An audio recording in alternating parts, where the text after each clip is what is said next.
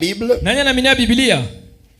J'aimerais lire ça dans la traduction, dans la Bible du Semeur. Napenda kusoma ile kwa ile kutafsiri kwa ule moteshaji.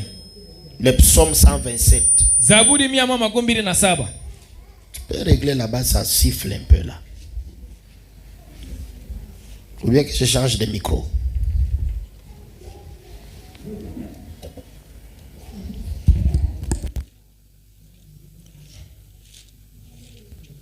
Ok.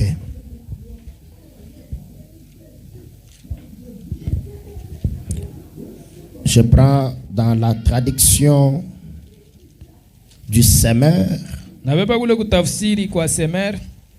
Psaume 127. Zaburi 127. Le verset de la Bible dit ceci. Oui. Il est vain. Il est vain de vous lever très tôt et de vous coucher tard et de vous donner tant de peine pour gagner votre pain. Car Dieu en donne autant à ceux qui lui sont chers pendant qu'ils dorment. Est-ce que la Bible dit que ici, pour réussir et avoir ce qu'il faut manger, tout, il faut seulement se lever trop tôt matin, chaque jour.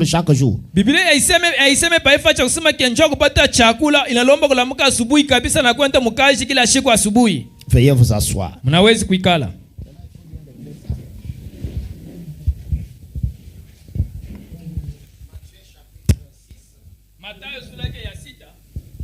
Matthieu chapitre 6. Le verset 24 au verset 34. Écoutez ce que la Bible dit. Nous sommes ici pour les réunions du Saint-Esprit. Je suis en train de vous montrer l'importance d'avoir le Saint-Esprit. Amen. Amina. Et mon thème, c'est l'essentiel. Mon thème, c'est quoi? L'essentiel. Quel est ton essentiel? Qu'est-ce qui est essentiel dans ta vie? L'essentiel, c'est quelque chose que toi tu mets en premier en toute chose. L'essentiel, c'est ce que tu considères d'abord. Qui a compris? C'est ça l'essentiel. Maintenant, toi, quel est ton essentiel? Qu'est-ce que toi tu considères d'abord? À chaque réveil, chaque matin, tous les jours, qu'est-ce que toi tu mets en premier? Chaque 5 heures, chaque 6 heures, quand tu t'élèves, d'abord quoi? Tu fais tes programmes. Tu oublies même les programmes avec Dieu à l'église ces jours-là. Tu mets tes programmes de voyage. Tu fais tes programmes du travail. J'irai au travail de telle heure à telle heure. J'aurai rendez-vous avec telle et telle personne. Dans tous vos programmes là, Dieu, il a quelle place? Il est à quelle position? Nous avons montré mercredi que l'essentiel pour chaque personne sur cette terre, le plus important pour ta vie, c'est pas l'argent, c'est pas le travail. Le plus important pour toi, c'est pas le mariage, ce ne sont pas les enfants, c'est pas avoir la maison, c'est pas des véhicules. Qui comprend? le plus important, ce n'est même pas la bonne santé, mais le plus important, c'est d'avoir Dieu, d'avoir la vie éternelle, d'être sûr que même si aujourd'hui tu meurs, ton âme n'ira pas en enfer, mais que ton âme va dans la paix éternelle. Sur cette terre, il n'y a pas un bonheur qui soit comparable au bonheur d'aller au ciel. Il n'y a rien de plus beau que ça. Donc le plus important dans la vie, c'est d'avoir le Saint-Esprit. Le Saint-Esprit, c'est ça le programme de Dieu. Le Saint-Esprit, c'est la chose qu'il faut chercher d'abord. C'est ça le plus essentiel. Parce que Frère Branham a prêché. Il a prêché un sermon intitulé Un soin certain. Il a aussi prêché les investissements. Frère Branham dit, il n'y a rien de sûr dans ce monde. Tu peux aujourd'hui recevoir autant de millions de dollars, mais tu les reçois, une maladie incurable t'attrape. Donc même les milliardaires ils meurent. Tout est incertain. Il n'y a rien de certain dans ce monde. Voilà pourquoi la Bible dit, en vain vous levez-vous le matin. Vous vous tuez pour rien. Non, j'aimerais totaliser autant d'argent. Ces choses-là, quand ça devient l'essentiel de ta vie, comme les païens disent, le travail, c'est ça ma mère et mon père. Il y a même ceux qui disent, le travail, c'est ça mon Dieu. Donc les gens adorent le travail. Pour le travail, d'un salaire de $800 par mois, de $200 par mois, de $100, quelqu'un, il peut emprunter l'argent pour aller corrompre et avoir ce travail-là. Des gens qui s'appellent chrétiens, mais qui corrompent pour avoir un travail. Et malgré la corruption là, ils ne vont pas dire qu'ils sont corrompus, mais ils croient toujours qu'ils ont le Saint-Esprit. Non les amis, le Saint-Esprit, c'est une vie de Christ en vous. Christ en toi. Christ en toi. L'espérance de la gloire. Quelle gloire? Pas une gloire terrestre. Quelle gloire? Pas une gloire d'aller aux États-Unis. Pas une gloire d'aller en Allemagne. Pas une gloire d'aller en Suède ou en Angleterre. Christ en toi, c'est l'espérance d'une vie éternelle. Tant que Jésus habite dans ton cœur, que tu en aies, que tu n'en aies pas, que tu voyages, que tu ne voyages pas, que les gens friment ou pas, écoutez, tu seras au repos. Tu seras au repos. Alors commencez par l'essentiel. Écoutez mon conseil. Cherchez premièrement le royaume des cieux. Écoutez mon mon conseil. Cherchez d'abord le Saint-Esprit. Dès que tu sais qu'il est là, quand tu sais que le Saint-Esprit est entré en moi, alors en ce moment-là, tu peux faire autre chose. Ne te marie pas si tu sais que tu n'as pas le Saint-Esprit. Ne travaille même pas si tu sais que tu n'as pas le Saint-Esprit. Le travail sans Saint-Esprit,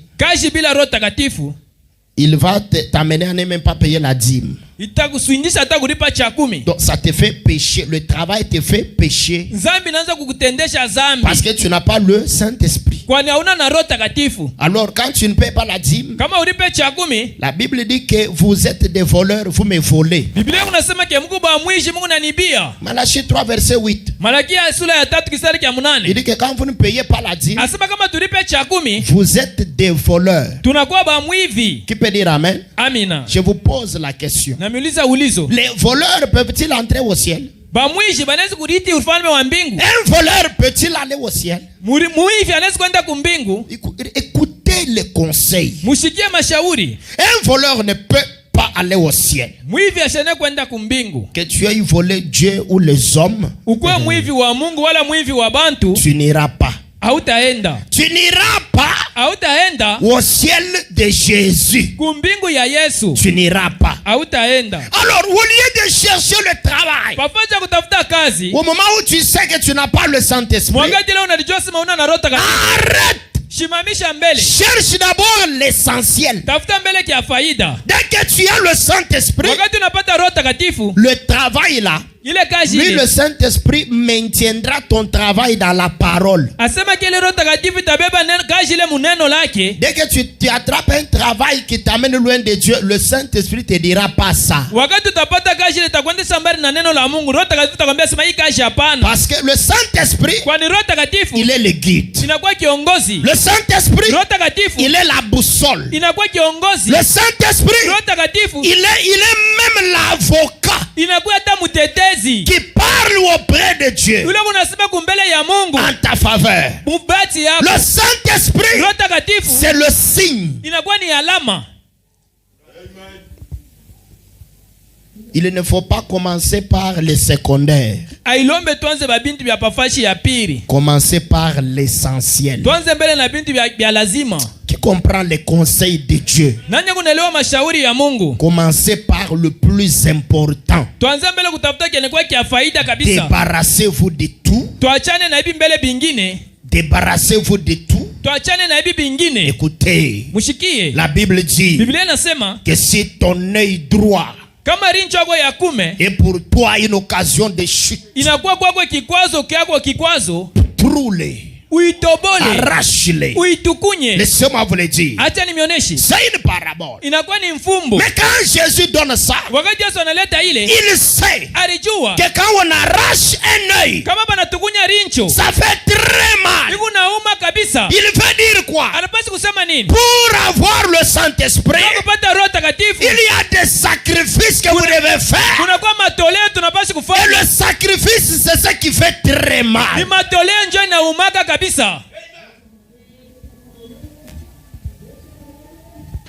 Vous savez que je peux vous prêcher sur la foi, vous allez sauter, il y aura ce qu'il y aura là.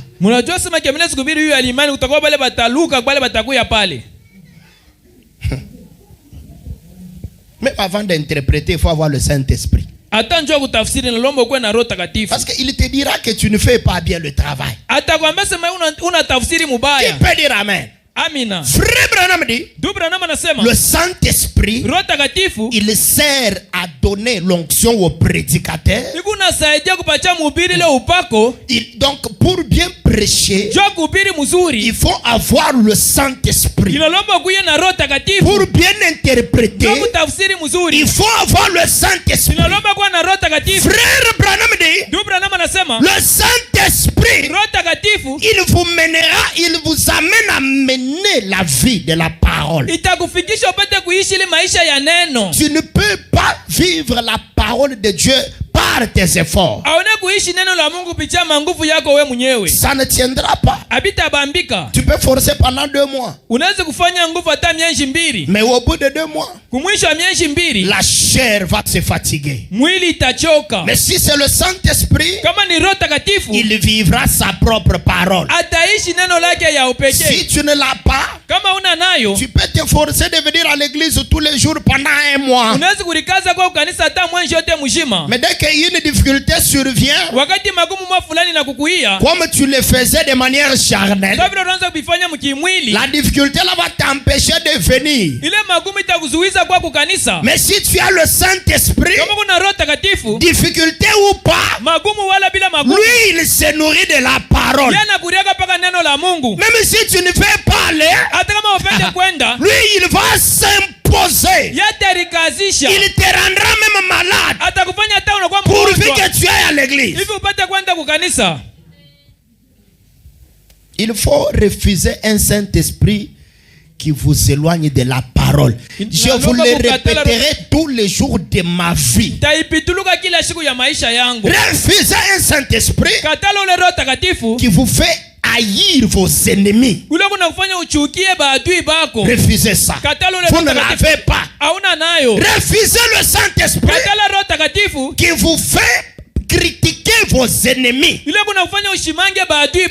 Parla mal d'eux. Non, on ne croit pas à ce Saint-Esprit-là.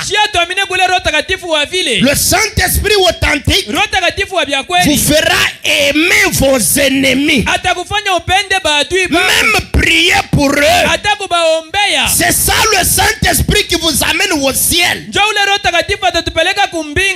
t'amène à cette parole de Dieu. Ça ne sert à rien. Patrick, ça ne sert à rien d'aller chercher l'argent tant que tu n'as pas encore le Saint-Esprit. C'est pour ça que beaucoup de gens ils cherchent, ils n'en trouvent pas assez. Regardez comment les gens sont absents en semaine. C'est quoi? L'argent est plus important que Dieu. Si je vous pose la question entre l'argent et Dieu, qu'est-ce qui est au top? Vous allez me dire que c'est Dieu et pourtant vous mentez.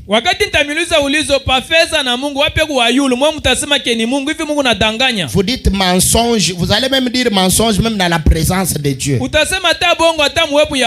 Tu ne peux pas prendre quelque chose de plus important et traiter ça avec négligence. Non.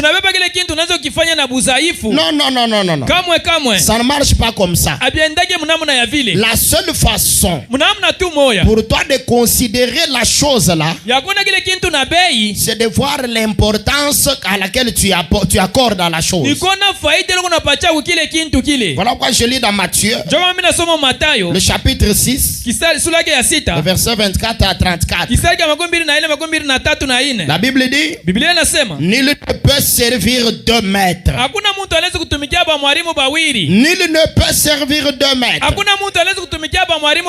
Car où il haïra l'un et aimera l'autre, où il s'attachera à l'un et méprisera l'autre.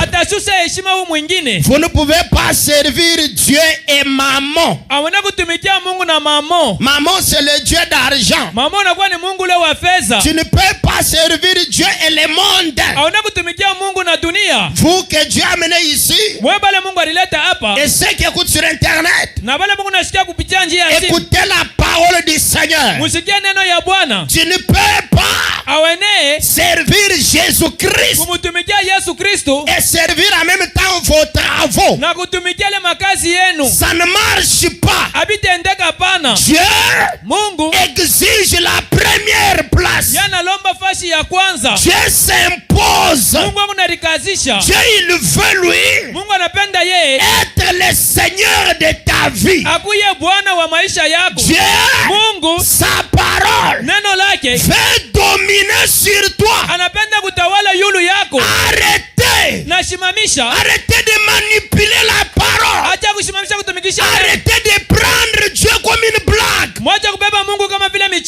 Ce soir, Chacun doit se décider. Kila moja wetu atabeba mipango. Soit vous êtes du côté de maman, wala kungambo ya maman, soit du côté de la parole, wala kungambo ya neno, du côté de Dieu. Ngambo ya Mungu. Moi, quand j'écris le message de frère Branham, j'écris au principe. J'écris à quoi? Au principe. Quand je vous observe, je ne comprends pas. Quand je regarde ce que les gens font, quand je vois certains prédicateurs, ce qu'ils font, ça me dépasse. Les gens, ils disent qu'ils croient au message, mais en réalité, ils sont un pied dedans, un autre pied dehors.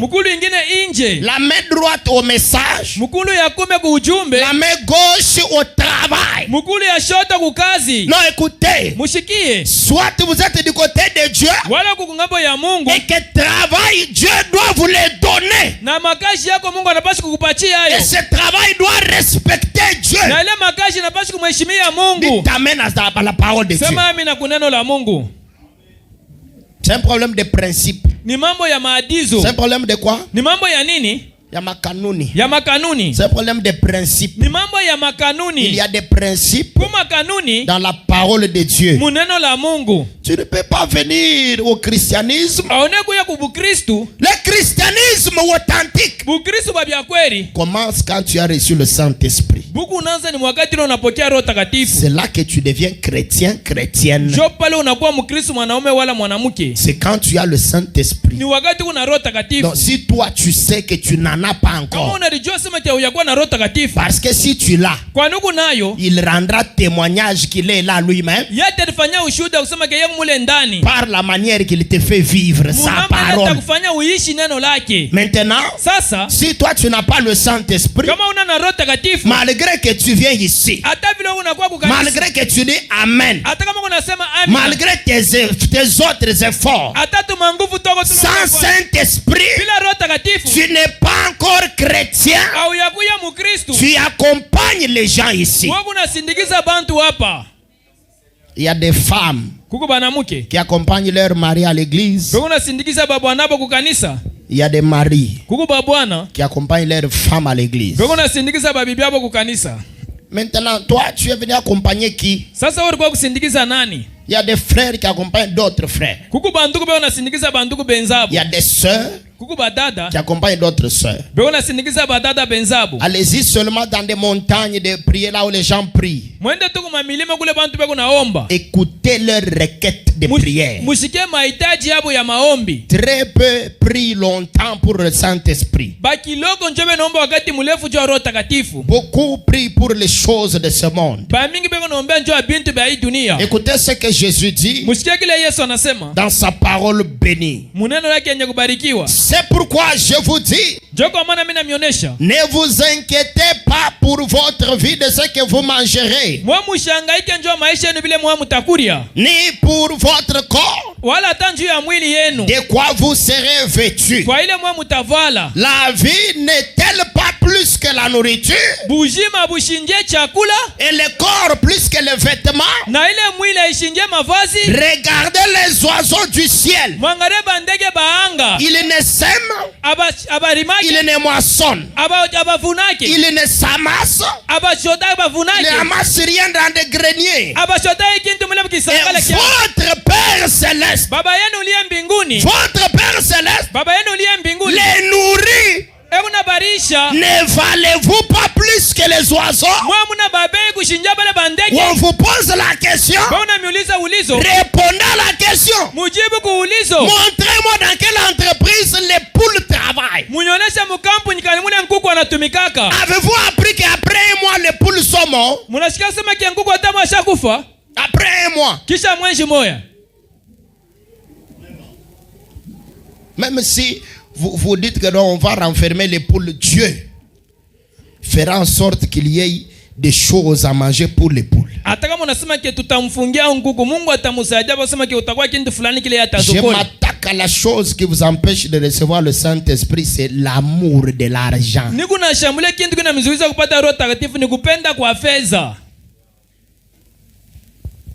Je vais vous lire frère Branham. Tamisoma ndugu Branham.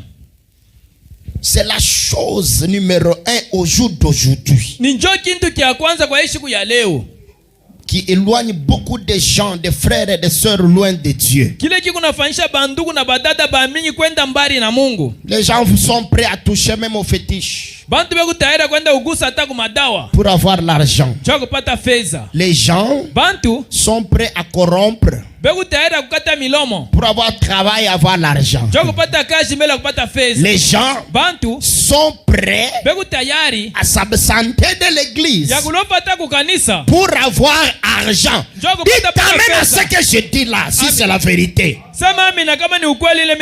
Les gens bantu sont aujourd'hui prêts à accepter même des faux enseignements.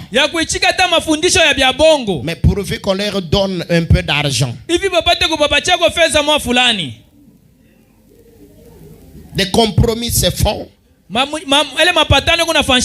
à cause de l'amour de l'argent. Les gens vivent même mal. Et j'ai pitié. Jésus dit ceci. Qui de vous? Qui? Qui parmi vous? Par ses inquiétudes. Parce que vous avez beaucoup d'inquiétudes. Frère Branham dit, il n'y a aucune vertu dans les inquiétudes. Frère Branham dit que les soucis sont une couronne du diable sur votre tête. Écoutez ça. Allez lire ça à la maison. Allez lire Matthieu chapitre 6. Jésus dit qui par ses inquiétudes peut ajouter un coup d'œil à la durée de sa vie. Au lieu de prier Dieu, tu te mets à te lamenter et à t'empitoyer sur ta vie et à regretter le mariage dans lequel tu es entré. J'ai entendu même des femmes dire, si je savais que j'allais souffrir dans ce mariage, je n'allais pas t'accepter. Si je pouvais connaître l'avenir, je n'allais pas accepter. Mais tu dis ça en 2025, tu ne connais pas 2026 ce que ça réserve. Et quand l'argent viendra, elle va changer de langage sans se repentir, sans faire quoi? J'entends des hommes, ils disent, si je savais, je n'allais pas faire ça. Ce sont des inquiétudes. Oh là là. Ce sont des inquiétudes. Écoutez ce que la parole de Dieu dit. Par vos inquiétudes, savez-vous que vous chassez Dieu de vos maisons? Par vos inquiétudes, vous chassez la présence de Dieu. Vous amenez les démons par l'attitude mentale, les inquiétudes et les soucis. Frère Branham dit que les soucis amènent les maladies de cœur et vous mourrez rapidement. C'est ce qui vous éloigne loin de Dieu. Parce que vous ne savez pas le lendemain va être comment. Vous ne savez pas la scolarité des enfants, vous allez payer comment. Les jeunes gens qui veulent se marier, ils ne savent pas comment ils vont donner la dot. Les autres ne savent pas comment payer les loyers et faire la ration. L'ensemble de ces questions-là, c'est ce qui fait que vous prenez Dieu, vous le mettez derrière et vous privilégiez le secondaire. Na tunabeba bachi kubile bya kufuata nyuma. Vous prenez le secondaire, tunabeba bya kufuata nyuma, vous le mettez avant Dieu. Tunabeka kumbele ya Mungu. Que ce que je vous dis puisse vous transformer. Que ceci trouve une place spéciale en vous. Le Seigneur Jésus dit, et pourquoi vous vous inquiétez au sujet du vêtement? Sœur, pourquoi vous faites des problèmes à vos maris au sujet des vêtements? Alors que la prière change les circonstances. Pourquoi? Considérez comment croissent les lys des champs. Considérez comment croissent les lys des champs. Il ne travaille ni ne file. Il ne travaille ni ne file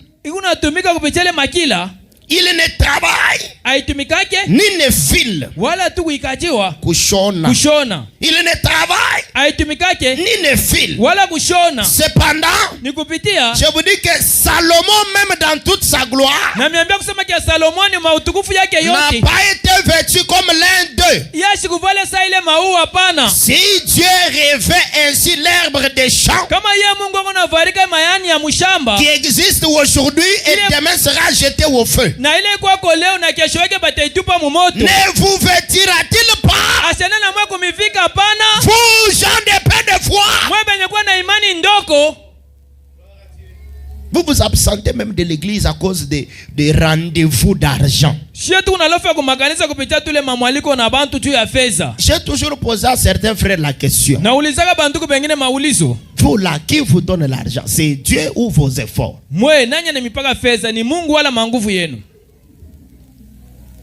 Savez-vous combien de gens ont des diplômes, des très grands diplômes, mais ils sont des chômeurs? Après avoir fait 300 demandes d'emploi, on ne l'engage pas. C'est Dieu qui bénit. La Bible dit que c'est la bénédiction de l'Éternel qui enrichit.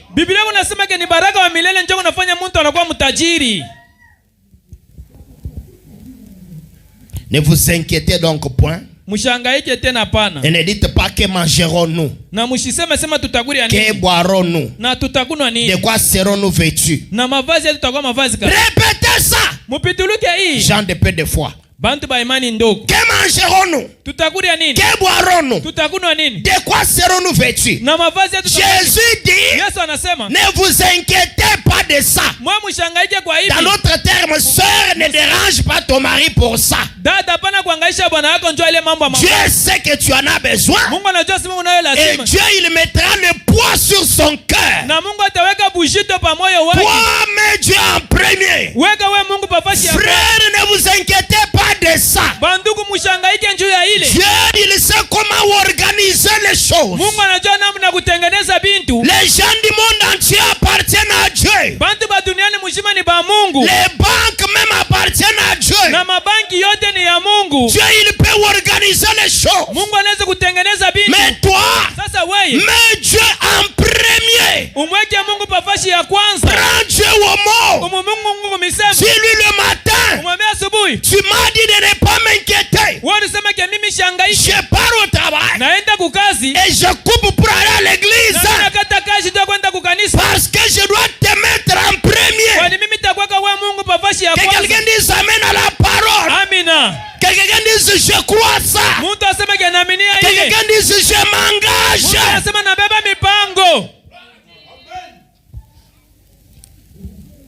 Oh là là là là. Allez-y voir ce que les musulmans font.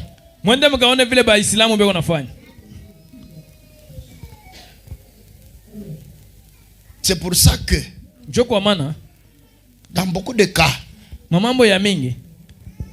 si vous êtes un enfant de Dieu, écoutez, prédestiné à être sauvé, et que vous ne mettez pas Dieu en premier tout le temps, beaucoup de temps, la mort prématurée est derrière toi, à côté de toi là. La mort prématurée.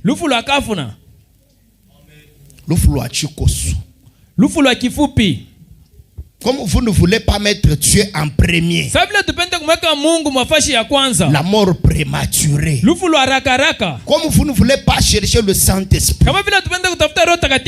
Parce que pour vivre correctement sur la terre ici, vous devez avoir le Saint-Esprit authentique.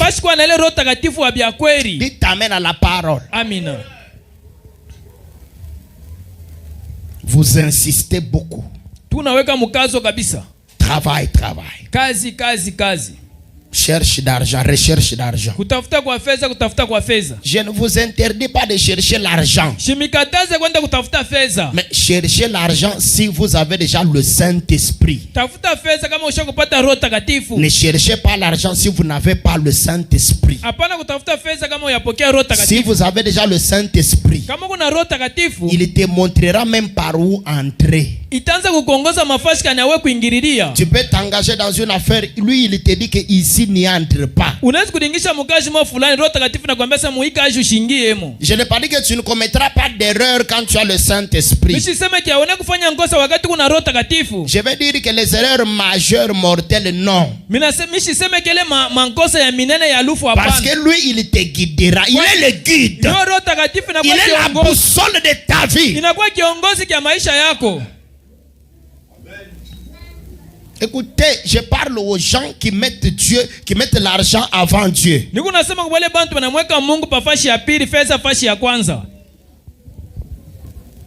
y a des femmes qui font pression sur leur mari. Le mari rentre avec 3000 francs le soir.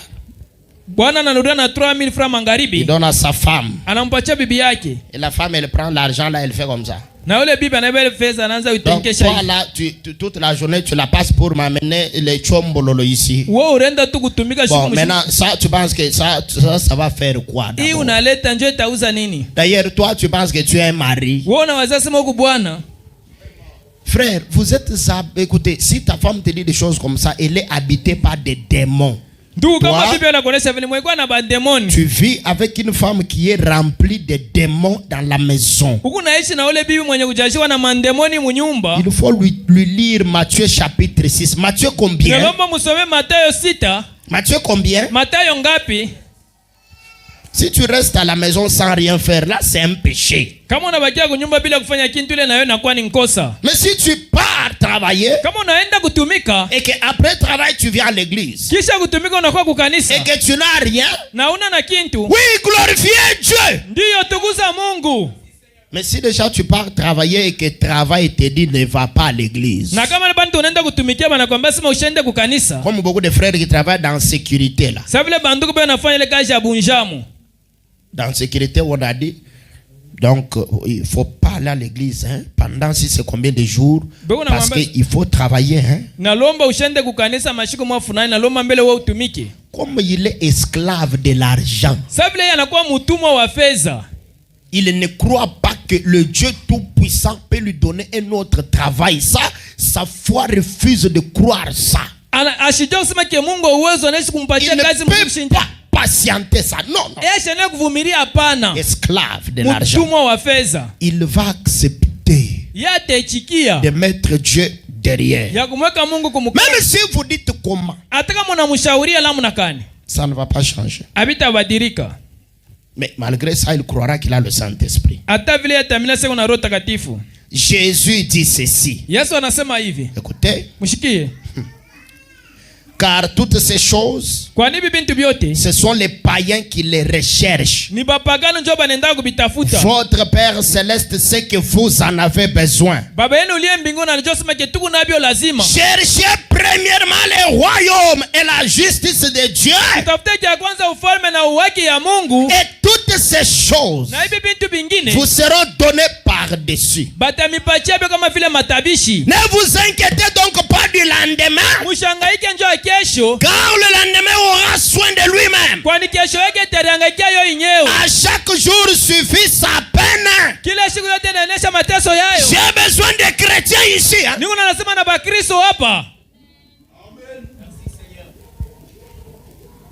Aujourd'hui, c'est le jour où vous allez vous engager à mettre Dieu number one. À mettre Dieu. Même au travail, on doit savoir que toi, tu es un malade de Jésus, un fou de Jésus. On doit savoir ça. Donc, toi, tu ne peux pas refuser le travail. Refuser d'aller à l'église parce que le travail t'exige de continuer à aller là-bas. Non. En 2013, j'ai travaillé pour une entreprise là, à Likasi. De la fibre optique des Chinois. Et j'étais chauffeur de direction, j'étais aussi interprète. Alors, vous voyez, vous êtes chauffeur du directeur de l'entreprise, vous comprenez? Je conduisais une TXL. Alors, le travail là était devenu problématique parce que on m'exigeait d'être là quand lui veut que je sois là. Vous comprenez ce que ça veut dire? Non, ça veut dire qu'il n'y avait pas un horaire fixe. Je suis le chauffeur de direction. Je me retrouvais même un dimanche matin où on te dit non, tomorrow tu dois venir ici parce qu'on part à Lubumbashi. Tu viens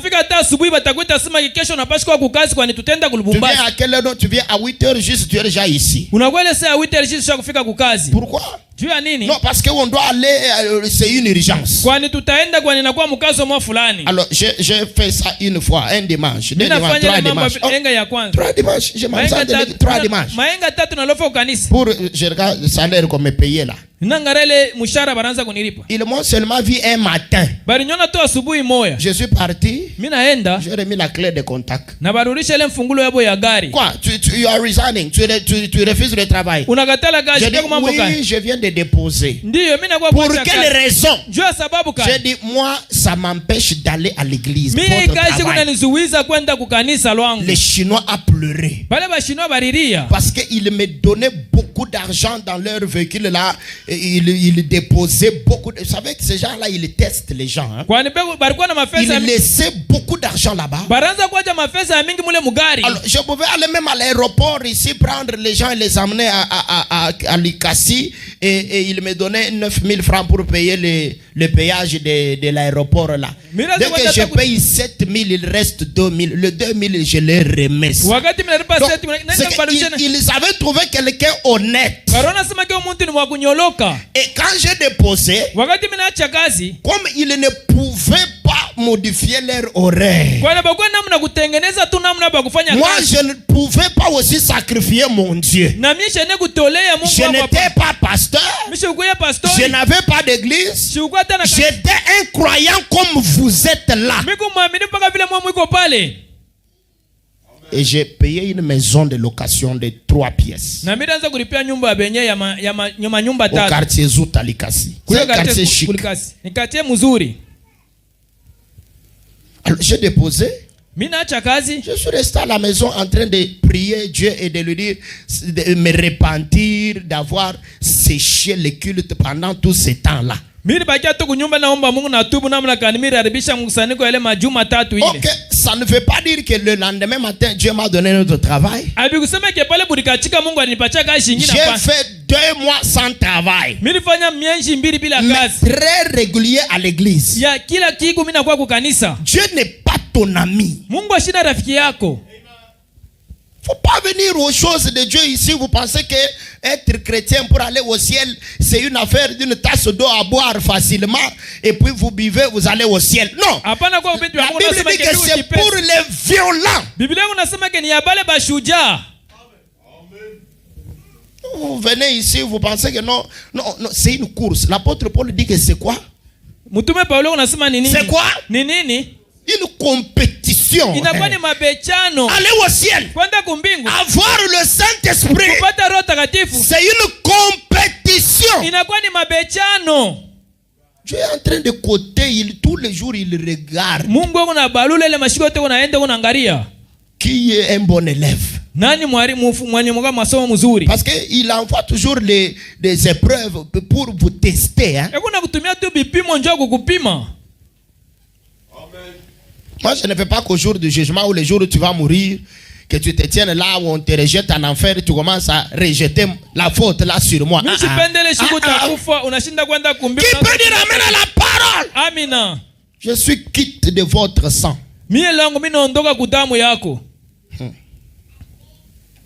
Alors, Frère Branham dit dans la prédication, la manière d'un vrai prophète de Dieu. C'est prêché le 19 janvier 1963. Paragraphe 27. Qui croit le message de Frère Branham? Qui croit Frère Branham? Qui croit ce que Branham dit? Qui croit que quand Branham parle, c'est Dieu? Qui croit ça? Écoutez. Frère Branham dit, ainsi donc, s'il vous faut vous absenter du travail pour écouter, kama inamipashwa pour être avec nous, priez avec nous et tout. S'il vous faut vous absenter du travail, pas de problème. Frère Branham dit, allez de l'avant et absentez-vous du travail. Absentez-vous du travail. Mais ne vous absentez pas de l'église. Frère Branham dit, ne vous absentez pas de l'église. Il répète, ne vous absentez pas de l'église. Je ne vous garderai pas assez tard pour vous faire rater l'église. Mais s'il vous faut de temps en temps vous absenter du travail, cela ne fera pas de mal. Bon, en effet, le travail, c'est juste pour votre pain quotidien. Et vous, le Seigneur vous a promis d'y pourvoir. Le Seigneur a promis, il faut vous tenir devant Dieu et lui dire que tu as promis. Et croire. Amen. Amina. Et croire comme moi j'avais cru pendant 2 mois sans travail après avoir déposé. Avec une maison à payer. Pendant 2 mois. Croire. Dites amen à la parole. Dites amen à la parole. Amen. Le ciel c'est pas pour les bébés. Le Saint-Esprit c'est pas pour les bébés. Non, non. Frère Branham dit, donc mais ceci, vous devez vraiment vous rassurer de ne pas manquer de venir à l'église. Rassurez-vous. On m'a appelé qu'on va me donner l'argent seulement à 16h50. On m'a dit qu'à 16h50 là on va te donner l'argent. Le culte commence à 16h30. Dieu envoie quelqu'un pour te tester. Pour faire quoi? Hein, fiston, pour te tester. On va prendre la chaise là seulement à 17h juste. Là où on viendra acheter. Et là le cœur d'un prisonnier d'argent, un esclave d'argent, son cœur là. Les pampers de l'enfant, les loyers, rendez-vous à quelle heure? À 17h. Oh là là, l'argent là, il ne faut pas que je rate ça. Alors qu'il a rendez-vous avec Dieu. Et Dieu il l'observe. Dieu fait quoi? Dieu l'observe.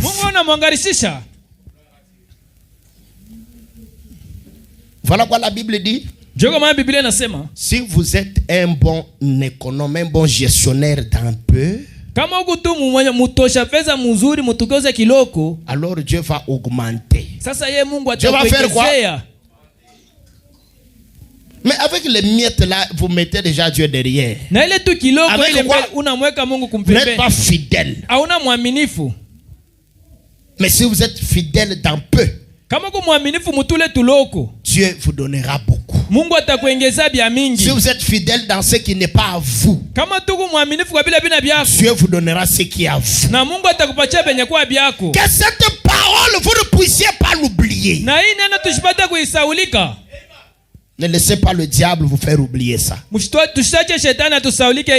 J'aimerais que tout le monde qui est venu ici, vous puissiez devenir des meilleurs, des gens sur qui Dieu peut compter à tout moment. À tel point que Dieu peut témoigner devant le diable. Il dit, mon fils tel, même s'il y a quel montant d'argent, il ne peut jamais s'absenter de l'église. Ma fille telle, elle pour le Saint-Esprit, elle peut même sacrifier le mariage pour avoir le ciel. Il faut que Dieu puisse vous témoigner. Qui peut dire amen à la parole de Dieu? Vous êtes venu à l'église et Dieu vous parle. Absentez-vous. Frère Branham dit, vous devez vous absenter du travail. Donc, travail, on est engagé chez quelqu'un. Dans une entreprise là. Frère Branham dit, vous devez vous absenter du travail. Mais beaucoup ici, si déjà il faut s'absenter du travail de l'entreprise, beaucoup ici, vous faites vos travaux vous-même. Comme mon interprète ici. Les jours où vous ne le voyez pas, il va m'appeler, il me dit non, j'ai un problème ici. Si vous entrez dans le problème là, vous allez voir que derrière il y a argent. Et Dieu ne donne pas le Saint-Esprit aux gens comme ça. Frère Branham dit, le Saint-Esprit, Dieu le donne avec beaucoup de réserve. Pour te le donner, il va te tester pendant un temps pour voir. Voilà pourquoi moi je ne suis pas pressé avec quelqu'un qui saute et dit j'ai déjà le Saint-Esprit. Moi je lui donne le temps.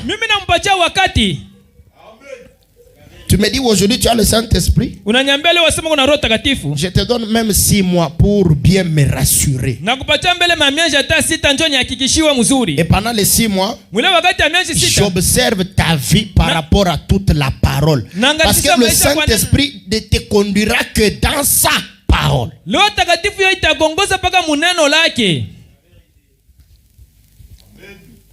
Je sais que dans cette église, il y a des gens qui ont fait certaines expériences avec Dieu.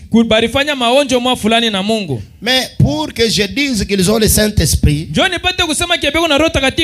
l'âme là, qui brûle l'âme là et qui conduit la personne, j'observe.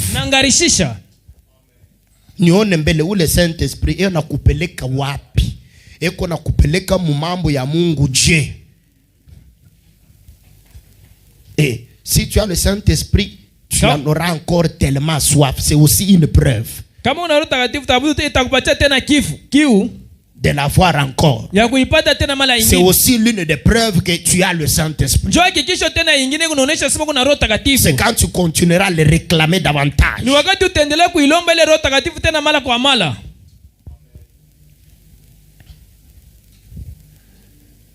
Alors, merci Seigneur Jésus. Frère Branham dit, vous devez vous absenter du travail pour venir devant Dieu.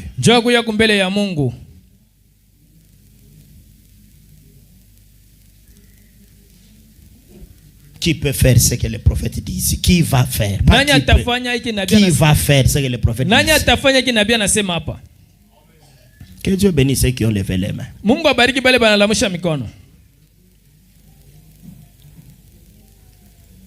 La gloire de l'argent, du travail. Beaucoup de besoins que j'ai là. Abandonnez ça. Parce que Branham a dit. Non, frère Branham, tu vois, bon, je crois ce que tu dis là, mais fais entrer un démon dans ta vie. Mais fais quoi? Mais il fait entrer un démon dans ta vie. Nous allons nous lever. Nous allons nous lever pour prier. Tutashimama njoo kuomba. Ce soir, vous allez vous engager devant Dieu.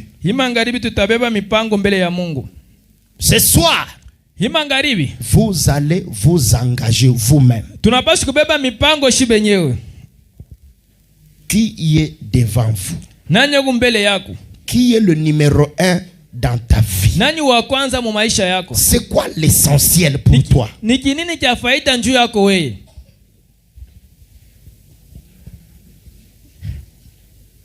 Qu'est-ce qui est numéro 1 dans ta vie?